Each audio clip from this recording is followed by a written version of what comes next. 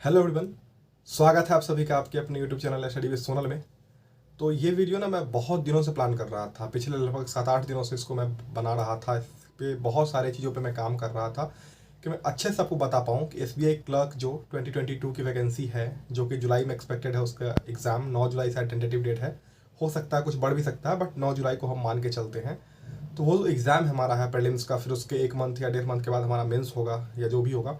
तो अभी से उसको किस तरीके से प्रिपरेशन किया जाए। आप लोग में से बहुत सारे लोग मुझे बोल रहे थे कि आप वीडियो जल्दी बना दो, बट मैं सोच रहा था कि आपको एक एक चीज़ बताऊँ जो मैंने फेस किया प्रिपरेशन की जर्नी में, और जो मिस्टेक थी जो नहीं होनी चाहिए थी, और अच्छे तरीके से मैंने किस तरीके से उतने अटैम्प्ट किए और मैंने उतने अच्छे मार्क्स भी लाए प्रीलिम्स में भी मेंस में भी। तो वो मैं सारी बातें आप सबके साथ शेयर करना चाहता था। तो मैं एक एक टॉपिक पे बात किया हूँ। मॉक टेस्ट हो गया, सोर्स हो गया, पेड फ्री, सब की मैं बात करूँगा। क्या क्या इंपॉर्टेंट होता है, क्यों हमें लेना चाहिए वो, क्यों हमें उस चीज़ को करना चाहिए। एक एक पॉइंट बाय पॉइंट मैं आपको समझाने की कोशिश करूँगा। तो प्लीज़ वीडियो को एंड तक बने रहेगा। आई थिंक आपके सारे डाउट्स इस वीडियो से क्लियर हो जाएंगे। तो बस वीडियो में लास्ट तक बने रहिए। मैं आपको लेके चलता हूँ स्क्रीन पे और वहाँ पे मैं आपको सारी बातें एक करके समझाता हूँ। ठीक है, मिलते हैं। तो चलिए इस वीडियो को आप लोग लास्ट तक देखिएगा। इसमें मैं आपके सारे डाउट्स क्लियर करने वाला हूँ SBI क्लर्क 2022 के जो प्रीलिम्स से लेके मेंस तक, और मैं सारी बातों को मैं करने वाला हूँ। ठीक है, तो वीडियो को पूरा देख लीजिएगा, एक बार आपके सारे डाउट्स क्लियर हो जाएंगे। ठीक है, सबसे पहले जो हमारा एक सेक्शन आता है इंग्लिश, जिसको लेकर बहुत ज़्यादा ही डर बना हुआ है। पता नहीं क्यों इतना ज़्यादा डर बना हुआ है। मुझे बहुत सारे ऐसे मैसेज मिलते हैं कि भैया मेरा इंग्लिश सेक्शन सही नहीं है, इंग्लिश सेक्शन में मार्क्स नहीं आते, बाकी में तो मैं मार्क्स उठा लेता हूँ, इंग्लिश सेक्शन में मेरे ना 5 से 7 नंबर आते हैं। बहुत सारे लोग बोलते हैं 10 से 15 आते हैं, बहुत सारे लोग बोलते हैं 20 ही आते हैं, उसके प्लस नहीं आते। देखो, इंग्लिश की मैं बात करूं, यदि आप इंग्लिश बैकग्राउंड से होगे और यदि आपकी इंग्लिश अच्छी होगी तो आपको इंग्लिश में मार्क्स आते होंगे। ठीक है, बात कर लेते हैं उन लोगों की जिनको इंग्लिश में मार्क्स नहीं आता है, या जो हिंदी बैकग्राउंड से है, या वो भी लोग हैं जो इंग्लिश बैकग्राउंड से हैं पर फिर भी उनको इंग्लिश में मार्क्स नहीं आती है। तो पता है उसका सबसे बड़ा कारण क्या है? आपने इंग्लिश की प्रैक्टिस को छोड़ के रखा हुआ है। बैंकिंग की इंग्लिश की मैं बात करूं तो अदर कॉम्पिटिटिव एग्जाम्स की मैं बात कर लूँ, SSC या जो भी है वगैरह एग्जाम, तो उसमें जो इंग्लिश का पैटर्न होता है वो ज़्यादातर होता है हमारा ग्रामर बेस्ड वाला। बट मैं बैंकिंग की यहाँ पे मैं बात करने वाला हूँ, क्योंकि जो बैंक का हमारा, या ये SBI नहीं है, हर एक एग्जाम की मैं बात कर रहा हूँ। IAPS हो गया, SBI PO, IAPS PO जो भी हो गया, या हमारा RBI का पेपर, उसमें जो हमारा पेपर होता है वो सिर्फ और सिर्फ रीडिंग पे होता है बेस्ट। यदि आपने रीडिंग अच्छे से कर लिया है और आपका एक बार, ऐसा नहीं कि ग्रामर का रोल नहीं है, अब आपको साफ ही ग्रामर नहीं आता होगा तो भी उसमें दिक्कत है ना। यदि आपके ग्रामर के बेसिक कॉन्सेप्ट्स क्लियर हैं, ठीक है, बेसिक कॉन्सेप्ट्स ग्रामर के आपके क्लियर हैं और आप डेली रीडिंग कर रहे हो। देखो, मैं न्यूज़पेपर का नाम, मैंने जो रीडिंग किया था वो था the Indian express. The Indian express, बहुत सारे लोग बोलते हैं कि मैं द हिंदू करता हूँ। बहुत अच्छी बात है, आप द हिंदू करते हैं, द हिंदू करिए। बट उन बहुत सारे लोग ऐसे हैं जिनको द हिंदू समझ में नहीं आता है, फिर भी वो ज़बरदस्ती पढ़ रहे हैं। क्यों? क्योंकि टीचर वही पढ़ा रहे हैं, द हिंदू एडिटोरियल पढ़ा रहे हैं या वो पढ़ा रहे हैं। सबसे पहली बात तो आप ये है ना, मेरी सजेशन मानो तो आप एडिटोरियल वीडियो देखना बंद करो। मैंने कसम से बता रहा हूँ आपको, अपने भाई की तरह या अपने दोस्त की तरह, जो भी आप लोग हमें समझते हो, मैंने आज तक एडिटोरियल का एक भी वीडियो नहीं देखा। 1-2 देखा था पहले कि कैसे पढ़ाते हैं। आप ये बताओ, आप किसी और को पढ़ते हुए देख सकते हो पेपर? या आपको सही लगता है कि आप कोई और तीसरा बंदा है या दूसरा बंदा है जो पेपर पढ़ रहा है और आप उसको देख रहे हो? क्यों देखना यार? आप खुद से सिंपली एक पेपर उठाओ। मैंने वीडियो बना के रखा हुआ है कि न्यूज़पेपर को कैसे रीडिंग करते हैं। जाओ वीडियो सेक्शन में आपको मिल जाएगी, या स्ट्रेटजी प्लेलिस्ट में जाओगे, चैनल पे एक प्लेलिस्ट में जाओगे तो एक स्ट्रेटजी नाम से प्लेलिस्ट है, वहाँ पे आपको वीडियोस मिल जाएगी न्यूज़पेपर पढ़ने के बारे में, और भी रिलेटेड वीडियो आपको वहाँ पे मिल जाएगी चैनल की सारी। ठीक है, तो आप उस चीज़ को उठाओ, वहाँ से पेपर में एडिटोरियल पेज होता है, वहाँ से उस वीडियो में देखो कैसे पढ़ा जाता है। एडिटोरियल पेज को उठाओ और उसको खुद से रीडिंग करो। एक दिन रीडिंग करो, 2 दिन। अब बहुत सारे लोग बोलते हैं ना कि मुझे कोई वर्ड के मीनिंग नहीं आते हैं, तो उसमें मेरे दोस्त सारे मीनिंग का पता करना जरूरी नहीं होता है। आप मीनिंग के पीछे क्यों पड़ रहे हो? मैं देखता हूँ 90% लोग ना वोकैब के पीछे पड़े हुए हैं कि मतलब वोकैब मेरा सही हो जाए। वोकैब सही करके आप क्या कर लोगे? अब वोकैब से कितने क्वेश्चन आते हैं यार? 2 क्वेश्चन आते होंगे मैक्सिमम, उससे ज़्यादा तो नहीं आते ना। बोलेंगे साइनो एंटो ईजी वाले भी आते हैं, उसको आप छोड़ भी दोगे ना तो 3-4 नंबर चला जाएगा, फिर भी आपके हाथ में 25 मार्क्स हैं जो आप रीडिंग और ग्रामर के बेसिक कॉन्सेप्ट से ला सकते हो। तो वोकैब के पीछे अपना समय बर्बाद बिल्कुल भी मत करो। आप 30 में 30 लाने की मत सोचो। इंग्लिश में 25 मार्क्स भी काफ़ी होते हैं। हमें टॉप नहीं करना है, एग्ज़ाम क्लियर करना है। सबसे पहले बात दिमाग में आप ये रखो, और भी तो सेक्शन है, ऐसा थोड़ी कि आपको इंग्लिश में टॉप कर जाना है, 30 में 30 मार्क्स लाना है। यदि आपके इंग्लिश अच्छा है तो बिल्कुल लाइए, 30 में 30 आते हैं मार्क्स, तो फिर आपको इंग्लिश की स्ट्रेटजी की जरूरत ही नहीं है यदि आपकी इंग्लिश अच्छी है तो।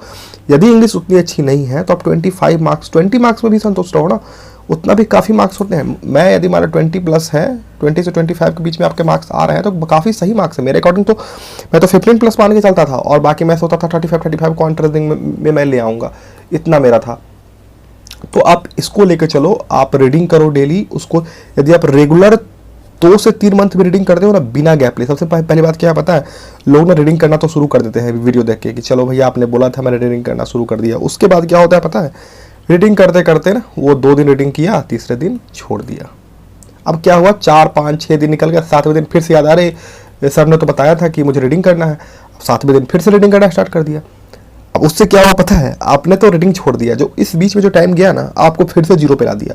आपने उस बीच में 2 दिन में क्या रीडिंग किया, आप सब 0 हो गए हैं। आपको फिर से रीडिंग करा, फिर आपने 4 दिन पढ़ा, फिर छोड़ दिया। ऐसे मत करो मेरे दोस्त प्लीज़, मैं बता रहा हूँ, रीडिंग जो करते हो तो आप डेली किया करो, एक भी दिन गैप मत लो, संडे मंडे मत देखो उसमें। आपको अभी तो आपको छुट्टी लेना ही नहीं चाहिए, मतलब पढ़ाई से कि हमें अभी ये करना वो करना, अभी कुछ नहीं करना, अभी सिर्फ और सिर्फ रीडिंग करना है। एक बार आप ग्रामर के बेसिक कोर्स देख लीजिए किसी भी टीचर के, मैं नहीं कहूँगा कि इसके देखो उसके देखो, मैंने निमिषा बंसल मैम के देखा था। अब जिसके भी चाहो एक बार ग्रामर के बेसिक कॉन्सेप्ट देख लो, उनके बाद आप डेली न्यूज़पेपर रीडिंग करो और सेक्शनल मॉक इंग्लिश के लगाओ। अब सेक्शनल मॉक कहाँ से लगाने हैं, कहाँ मिलते हैं, वो सब बातें मैं बताऊंगा आगे, वीडियो में बने रहिएगा, ठीक है। आप सेक्शनल एक ग्रामर के बेसिक कॉन्सेप्ट क्लियर कर लो, रीडिंग रेगुलर करो, सेक्शनल मॉक लगाओ, उसमें जो आप सेक्शनल मॉक लगाते हो, जो क्वेश्चन आपको वहाँ पे नहीं बनता है तो वो मॉक खत्म होने के तुरंत बाद उसके कॉन्सेप्ट्स क्लियर करो उसी दिन, क्योंकि उसको छोड़ दोगे ना तो फिर आगे नहीं हो पाएगा। जैसे मान लो कि आपको एरर डिटेक्शन में दिक्कत हो गई, या मान लो आपको कोई पैसेज आ गया, आपको रीडिंग करने में दिक्कत हो गई, तो आप रीडिंग को और अच्छे से करो। जो भी चीज़ वहाँ पे जो टाइप के क्वेश्चन गलत हो रहे हैं उसके कॉन्सेप्ट्स क्लियर करो, फिर से उस क्वेश्चन करो, उस टाइप के 10 क्वेश्चन को उसी टाइम करो, और तब ही उसको छोड़ो, तभी अगले सब्जेक्ट पे जाओ, ठीक है। ये काम आपको डेली करना है। यदि आप डेली करते हो तो अभी भी आपके पास 9 जुलाई को यदि मान लेते हैं हमारा प्रीलिम्स है, तो अभी भी हमारा मान लो मार्च हमारा एंड हो गया, ठीक है। तो अप्रैल मई जून 3 मंथ तो हमारे हाथ में है ना, 90+ डेज है, 90 to 95 डेज हमारे हाथ में है। तो इस बीच में हम चाहे तो आसानी से क्रैक कर सकते हैं बेसिक करते हुए भी, ठीक है। एक बात मैं और बता दूं, जितनी जल्दी आप बेसिक क्लियर कर लोगे उतना बेनिफिट होगा। एक बार इंग्लिश में तो बहुत ईजी है, आप प्रीलिम्स कर लो, प्रीलिम्स जैसे ही एक बार हो जाता है क्लियर, फटाक से आप मेंस लेवल के जो इसमें रीडिंग आरसीज वगैरह होते हैं उसको सॉल्व करने लगो, मेंस लेवल के पैराजम्बल जो होते हैं उसको सॉल्व करने लगो, जो भी मेंस लेवल क्वेश्चन है फटाफट कर लो। आप इंग्लिश में क्या है ना कि मेंस लेवल के क्वेश्चन करने लगोगे तो प्रीलिम्स लेवल अपने आप हो जाएंगे। तो इंग्लिश के लिए आपको टेंशन नहीं लेना है, इसमें आपको प्रीलिम्स मेंस साथ भी लेके चल सकते हो, उसमें कोई दिक्कत नहीं है, आप शुरू से ही स्टार्टिंग कर लो, ठीक है। तो ये इंग्लिश की स्ट्रेटजी थी। आशा करते हैं कि जो मैंने बताया 3 चीज़ें, ग्रामर के बेसिक कॉन्सेप्ट्स, रीडिंग और सेक्शनल मॉक, ये तीनों बहुत इंपॉर्टेंट है। ये तीनों को रेगुलर फॉलो करते हो तो आपको बहुत इंप्रूवमेंट दिखेगा इंग्लिश में, ठीक है। तो ये था हमारा प्रीलिम्स और मेंस दोनों के लिए, ठीक है। चलते हैं अगले सेक्शन पे जो है हमारा क्वांट को लेकर भी एक बात रहती है कि इसमें एक आ जाता है लोग का, जो पहले एक क्वेश्चन हमारा आता है कि सर मेरा ना अर्थमेटिक अच्छा नहीं है, मैं ना और सब टॉपिक को कर लेता हूँ, मेरा अर्थमेटिक अच्छा नहीं है, क्या विदाउट अर्थमेटिक निकाला जा सकता है एग्जाम? तो मेरा आंसर होगा यस। प्रीलिम्स तो निकाल लोगे आप बिना अर्थमेटिक के, मेंस में दिक्कत होगा। अब मैं बताता हूँ क्यों, क्योंकि मेंस में जो हमारा डीआई होता है ना वो अर्थमेटिक बेस्ड होता है डीआई। तो कैसे करोगे आप वहाँ पे मैं ये नहीं कहता हूँ कि अर्थमेटिक आपको घोल के पी जाना, बट उसके बेसिक कॉन्सेप्ट हमें पता होना चाहिए। कुछ टॉपिक है, मैं आपको नोट अर्थमेटिक से स्टार्ट करता हूँ तो मैं आपको नोट करवा देता हूँ, आप नोट कर लो। Percentage, ratio and proportion, mixture and alligation, average और SICI और प्रॉफिट लॉस और टाइम एंड वर्क। इतना चैप्टर को आप एक बार से क्वेश्चंस कर लो और उसके बाद इसी टाइप के क्वेश्चंस, यही कॉन्सेप्ट जो होगा आपका इस टॉपिक के, जो आपको मेंस के DI में इसका बेसिक कॉन्सेप्ट सब आएगा, जो आप आसानी से कर ले जाओगे। बाकी हमारा सिंप्लीफिकेशन एक ऐसा टॉपिक है, यदि आप इसको जल्दी से करते हो 5 क्वेश्चन इससे आते हैं, 5 से 7 भी आ जाते हैं कभी कभी, यदि आपका लक अच्छा रहा तो आपको सिंप्लीफिकेशन क्या करना है, इतना फास्ट करना है ताकि इसमें आपको टाइम लगे ही नहीं। तो सिंप्लीफिकेशन के डेली 20 क्वेश्चन हमें प्रैक्टिस करने चाहिए, और ये आपका स्पीड भी बढ़ाएगा पूरे क्वांट में, और इससे आपका दिमाग भी चलेगा सिंप्लीफिकेशन से, ठीक है। सिंप्लीफिकेशन और हमारा नंबर सीरीज, ये भी हमें 15 क्वेश्चन डेली करना चाहिए प्रैक्टिस, क्योंकि ये सब इजी टॉपिक है। ये सब जितना जल्दी कर लोगे इन दोनों को, तो आपको 10-15 नंबर आपको वैसे ही हाथ में रहेगा, 15 नंबर, और बाकी के लिए नंबर के लिए 20 नंबर के लिए आपको फाइट करना होगा उधर, ठीक है। तो इन दोनों को जितना जल्दी कर सको वो करो। अर्थमेटिक इन सभी टॉपिक के बेसिक क्लियर कर लो और क्वेश्चन लगाना शुरू कर दो, अभी से ही शुरू कर दो, ठीक है। उसके बाद किसी भी टीचर के आप डाटा इंटरप्रिटेशन की एक बार उनसे कॉन्सेप्ट सीख लो वीडियोस देख के। मैंने आशीष अरोड़ा सर से किया था, आप सब लोग जानते हैं।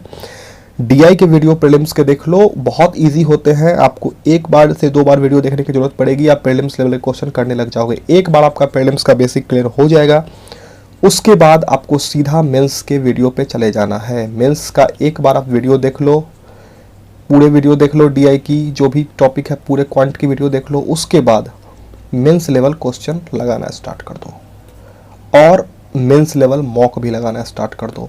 मेंस लेवल मॉक बहुत सारे लोग पूछते हैं कि सबमिट करके दे या टाइमर के साथ, तो मैं बोलता हूँ टाइमर के साथ दो, आपको ज़्यादा बेनिफिट होगा उससे, ठीक है। तो ये हमारा क्वांट के लिए है। क्वांट के लिए सबसे पहले मैंने क्या बताया, आपको प्रीलिम्स के बेसिक क्लियर कर लेने हैं। टॉप सभी में आपको जल्द जितने जिनके क्लियर है तो वो ऑलरेडी अभी आप मेंस करो, प्रीलिम्स मेंस को साथ लेके चलो, अल्टरनेट डे पे एक दिन प्रीलिम्स कर लो, एक दिन मेंस कर लो, ठीक है।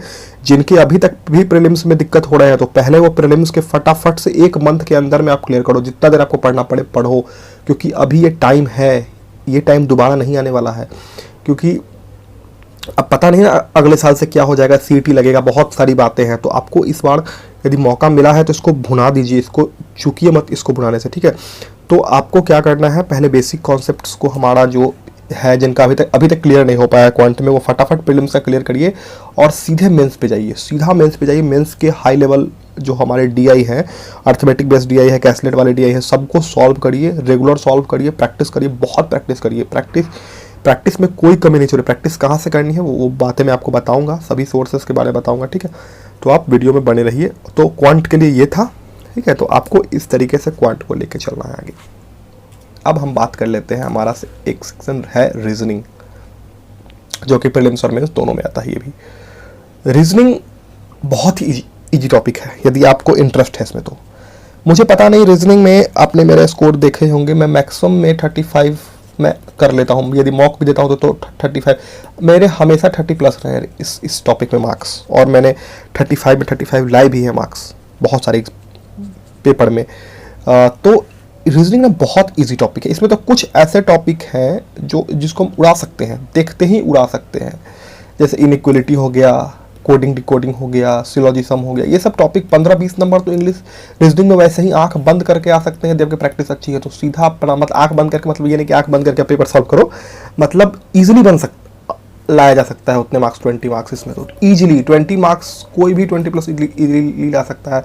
बाकी जो हमारे पजल होते हैं, तो प्रीलिम्स के पजल उतने भी टफ नहीं होते हैं, जबकि कॉन्सेप्ट्स और अप्रोच सही है, स्ट्रेटजी आप सही लगाते हो वहाँ पे, क्योंकि अप्रोच ही मैटर करता है कि आप किस तरीके से सॉल्व करते हो। देखो मैं थ्रेड मेथड से सॉल्व करता हूँ, तो मैं ये नहीं कहूँगा थ्रेड मेथड ही बेस्ट है। आप यदि सर्कल बना के करते हो या जो भी रेक्टेंगुलर बना के करते हो तो आप वैसे भी करते हो। आप इंपॉर्टेंट ये है कि आप फास्ट कर पाते हो या नहीं। मैं थ्रेड बना के फास्ट कर पाता हूँ, तो आपको ये इंपॉर्टेंट है कि आप पजल को कितनी जल्दी कर लेते हो, ठीक है। तो वो बहुत ज़्यादा इंपॉर्टेंट है कि हम जल्दी से जल्दी क्वेश्चन को सॉल्व करें, 18 मिनट में को पेपर को सॉल्व करने की कोशिश करें, तभी एग्जाम में 20 मिनट्स में हमारा हो पाएगा, ठीक है। तो हमको टारगेट 18 मिनट का लेके चलना है अभी से, तभी हम 20 मिनट में एग्जाम में कर पाएंगे, ठीक है। तो ये था हमारा इस प्रीलिम्स के लिए। प्रीलिम्स का जितना जल्दी हो सके आप लोग बेसिक क्लियर कर लीजिए। एक बार बेसिक क्लियर हो जाता है तो उसके बाद आप मेंस पे चले जाइए। मेंस का किसी भी टीचर की आप रीजनिंग की एक मिसलेनियस वाली वीडियो देख लीजिए और एक पजल वाली वीडियो देख लीजिए। पजल की वीडियो भी आपको मिल जाएगी। यदि आपको मैं सभी सोर्स के बारे में बताऊंगा कि कहाँ से क्या करना है। पहले मैं आपको बता दूं कि मैंने अंकुश लामा सर से किया हुआ था तो वहाँ पे उनके वीडियोस मिल जाएंगे आपको, बहुत सारे वीडियोस वहाँ पे आपको मिलते हैं उनके। मैंने अनअकैडमी प्लस से किया हुआ था तो वहाँ पे उनके वीडियोस थे, तो वहाँ से आप कर सकते हो। यदि आपके पास अनअकैडमी प्लस नहीं है, पेड सोर्स नहीं है, फिर भी आपको कोई टेंशन नहीं लेना है। उनके सर के बैंकिंग क्रॉनिकल चैनल पे आप जाएंगे, वहाँ पे आपको बहुत सारे वीडियोस मिल जाएंगे उसके रीजनिंग के, और फ्री क्लासेस भी अनअकैडमी पे जो होते हैं स्पेशल क्लासेस, वहाँ पे भी आपको वीडियोस मिल जाएगी, तो वहाँ से भी कॉन्सेप्ट्स आप सीख सकते हैं। ठीक है, देखिए सीखना चाहेंगे तो आपको फ्री में भी सोर्सेज अवेलेबल हो जाएंगे। ऐसे ही आशीष अरोड़ा सर के लिए आप क्वांट में भी कर सकते हैं, वहाँ पे भी आपको पेड वाले मिल जाएंगे। जो पेड वाले हैं वो तो अनअकैडमी पे उनको फॉलो कर ही रहे हैं, जो फ्री वाले हैं तो उनको चैनल से मिल जाएंगे आपको, या उनके फ्री क्लासेस जो होते हैं अनअकैडमी पे वहाँ से भी आपको मिल जाएंगे। ठीक है, तो ये सब तो हो जाएगा। ठीक है, और आपको मेंस लेवल का क्लासेस देखना स्टार्ट करना। मैं ये आपको कह सकता हूँ, देखो मेंस लेवल के ना बहुत ज़्यादा कंटेंट नेट पे नहीं है, मतलब बहुत सारे टीचर ने उनको पढ़ाया ही नहीं है, थोड़ा थोड़ा पढ़ा के छोड़ दिया हुआ। ठीक है, बट आप वहाँ से एक बार उनके चैनल पे जाएंगे, थोड़ा ढूंढना पड़ेगा, वीडियो में ढूंढिए, जहाँ जहाँ मेंस का वीडियो है वो सब आप देखिए। अफोर्ड कर सकते हैं तो आप जो भी प्लेटफॉर्म पे करना चाहते हैं। देखिए कोई भी टीचर है ना, मैं एक हकीकत बताता हूँ, यहाँ पे मैं किसी के प्रमोशन नहीं कर रहा हूँ, मैं आपको कोई ऐप के बारे में लेने के लिए नहीं बोल रहा हूँ। ठीक है, देखिए कोई भी टीचर है ना फ्री में नहीं पढ़ाना चाहते हैं, जो कि फैक्ट है आज के टाइम में। वो ना किसी प्लेटफॉर्म पे पढ़ा रहे हैं, तो वो प्लेटफॉर्म का एक कॉन्ट्रैक्ट होता है कि वो आपको फ्री में यूट्यूब पे नहीं पढ़ा सकते हैं, वहाँ पे आधा पढ़ा के आपको बोलेंगे उस चैनल प्लेटफॉर्म पे आकर पढ़ाइए। ठीक है, तो आपको वो खोजना पड़ेगा। यदि आपके पास पेड सब्सक्रिप्शन नहीं है तो आपको खोजना पड़ेगा कि कहाँ से हमें क्या पढ़ना है। ठीक है, बट वो मिल जाएगा, ऐसा नहीं है। तो एक कहावत हमने सुना है, कोशिश करने वालों की कभी हार नहीं होती। तो हमें कोशिश करते रहना है, कभी ना कभी हम उसको ढूंढ ही लेंगे, और आपको लगन सही होगा ना तो आप उसमें से भी कर ले जाओगे। ठीक है, यही है कि आपको एक पेड सोर्सेस में क्या होता है, आपको एक जगह मिल जाता है, यूट्यूब पे बिखरा हुआ है, तो आपको समेटना पड़ेगा, तो आप समेट लोगे और उसके बाद वहाँ से आप करो। अंकुश लांबा सर का वीडियोस आप देखो बैंकिंग क्रॉनिकल पे, और यदि प्लस है तो प्लस पे आप अनअकैडमी पे तो वो पढ़ा ही रहे हैं फिर से। आशीष अरोड़ा सर का भी वैसे ही, उनका स्टडीफाइड चैनल है, वहाँ पे आप जाके देखो, वहाँ पे वीडियोस आपको मिलेंगे, वहाँ से कवर करो। प्लस है तो सर प्लस पे पढ़ा ही रहे हैं एक बैच में, तो उनका बैच हमेशा चलता रहता, तो वहाँ पे जाके पुराने बैच भी देखो आप लोग और वहाँ से क्लियर करो। ठीक है, तो रीजनिंग करो और मेंस लेवल के हाई लेवल रीजनिंग करना स्टार्ट कर दो। यदि एक बार बेसिक क्लियर हो जाता है तो हाई लेवल पजल जो है, पजल पे ज़्यादा फोकस करो, क्योंकि पजल का ही वेटेज ज़्यादा होता है पेपर में, तो ये करो। और मिसलेनियस के भी क्वेश्चंस को अच्छे से प्रैक्टिस करो। क्रिटिकल रीजनिंग आप करना चाहते हो तो करो, मैंने नहीं किया था। बहुत सारे लोग मुझसे पूछते रहते हैं कि मेंस में क्रिटिकल रीजनिंग करना कंपलसरी है क्या। मैं कहता हूँ नहीं कंपलसरी है, यदि आपको करना है और अच्छी बात है, आपके अच्छे मार्क्स आएंगे। बट मैं क्रिटिकल नहीं करता था, तो बिना क्रिटिकल के भी हो जाता है, मैंने निकाले हैं पेपर बहुत सारे, तो बिना क्रिटिकल के भी हो जाता है, तो ऐसी कोई बात नहीं। आप करना चाहो तो बहुत अच्छी बात है, करो, क्रिटिकल भी करो, वैसे कोई दिक्कत नहीं। ठीक है, बाकी पजल वगैरह और जो भी है तो उस सबको अच्छे से करिए। तो ये रीजनिंग का था हमारा। अब बात कर लेते हैं हमारा जनरल अवेयरनेस। इसके बारे में भी बहुत सारा कन्फ्यूज़न रहता है कि कहाँ से मुझे जो आते हैं ना क्वेश्चन, कि कहाँ से पूरा लड़ जाता है क्वेश्चन। मैंने बोला कि भाई कहीं से भी पूरा नहीं लड़ सकता है।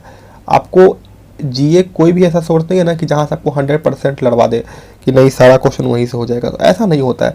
आपको उसके लिए क्या करना पड़ता है, 2 सोर्स को फॉलो करना पड़ता है।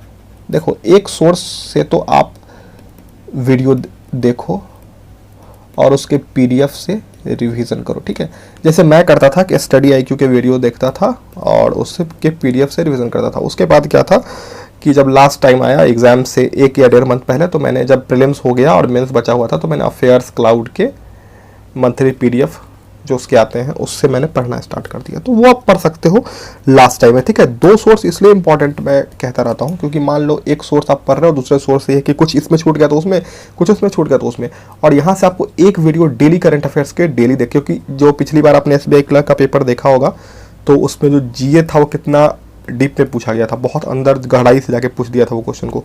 तो वो आप तभी कर पाओगे जब आप डेली करते रहोगे जीए। तो डेली आप जीए करिए, और एक जो लास्ट टाइम में जो आएगा तो मंथली पीडीएफ से आप 6 मंथ का, बैक 6 मंथ का, क्योंकि देखो जब आपका एग्जाम है तो बैक 6 मंथ का, जुलाई में आपका पेपर है, मान लो SBI क्लर्क का, मान लो अगस्त में है, तो हमारा मार्च से पूछेगा, तो मार्च से कर लो ना आप, फरवरी मार्च से करना स्टार्ट कर दो। मार्च से, इस मार्च का कर लो, मार्च अप्रैल मई जून जुलाई अगस्त कर लो 6 मंथ का, फरवरी से कर लो, फरवरी मार्च अप्रैल मई जून जुलाई। तो इस तरीके से आप कर सकते हो। ठीक है, और बाकी जो भी चीज़ें हैं जीए में, इसमें क्या होता है कि हम कितना उसको याद रख पाते हैं। याद रख पाना इस चीज़ पे डिपेंड करता है कि हम कितना अच्छे से उसको रिवीजन करते हैं। ठीक है, रटना अलग चीज़ होता है, समझना अलग चीज़ होता है। यदि आप रिवीजन करते हो, समझ के पढ़ उसको रिवीजन करते हो, तो आप ज़्यादा दिन तक उसको रख पाओगे। ठीक है, और ऐसा नहीं कि हम डेली पढ़ रहे हैं तो उसको वीकली भी रिवीजन, वीकली पीडीएफ से भी रिवीजन करना बहुत इंपॉर्टेंट है उस चीज़ को। तो वीकली भी रिवीजन करिए आप उसको, डेली भी पढ़िए, फिर एक लास्ट टाइम में जब आएगा तो एक अलग सोर्स से उसको फिर से पढ़ लीजिएगा। ठीक है, तो ये था जनरल अवेयरनेस के लिए जो कि मैंने बता दिया कि कैसे करना है आपको, लास्ट 6 मंथ का कैसे करना है। अब आ जाते हैं मॉक टेस्ट पे। हमेशा देखो आपको मॉक टेस्ट, 2 मॉक टेस्ट आपको रखना चाहिए।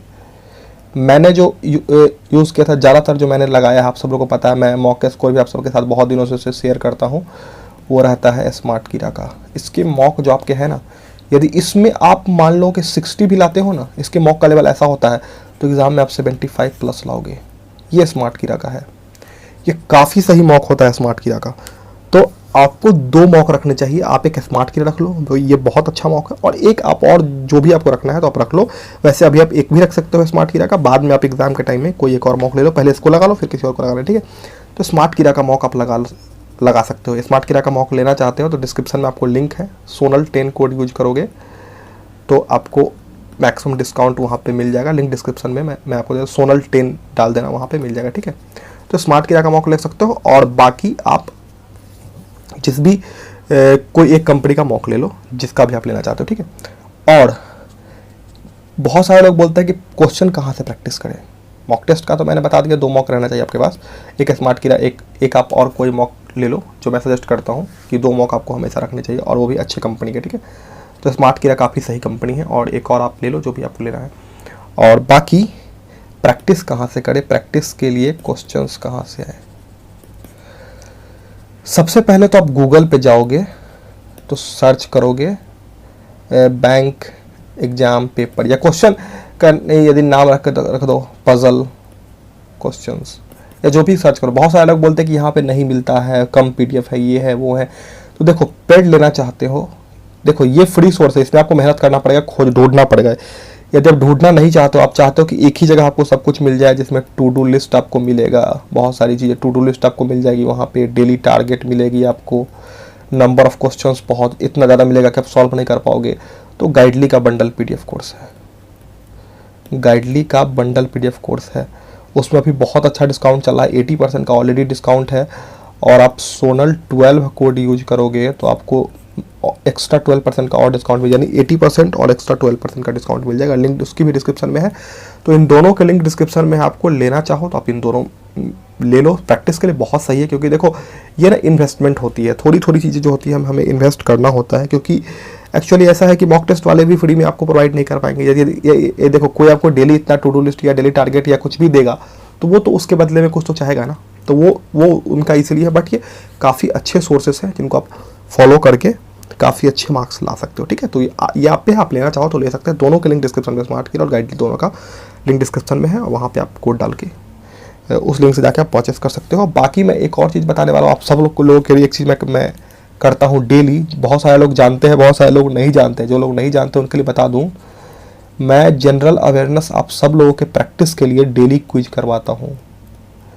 जनरल अवेयरनेस के लिए मैं डेली क्विज करवाता हूँ, free quiz, daily quiz, free quiz होती है। कहाँ पे होती है, तो वो टेलीग्राम ग्रुप में होती है, टेलीग्राम ग्रुप में होती है, लिंक आपको डिस्क्रिप्शन में मिल जाएगा। और वैसे भी आप @study with सोनल सर्च करोगे तो वहाँ पे आपको टेलीग्राम ग्रुप हमारा मिल जाएगा, एक जो चैनल का फ़ोटो है वही वहाँ का भी फ़ोटो है। ठीक है, तो आप उसमें ऐड हो जाइएगा, और वहाँ पे हम डेली क्विज करते हैं, तो वहाँ पे आप देख सकते हो कि आपकी प्रिपरेशन कैसी है, और उसको एनालिसिस कर सकते हो अच्छे तरीके से, और अपने प्रिपरेशन को बहुत अच्छे तरीके से कर सकते हो। तो आशा करते हैं कि मैंने जो बताया आपको समझ में आया होगा। बस मैं इतना ही कहूँगा, आपने सबसे पहले एक कॉन्फिडेंस लाना है अपने अंदर। वो कॉन्फिडेंस ये होना चाहिए कि हाँ मैं कर सकता हूँ, मैं ही कर सकता हूँ या कर सकती हूँ।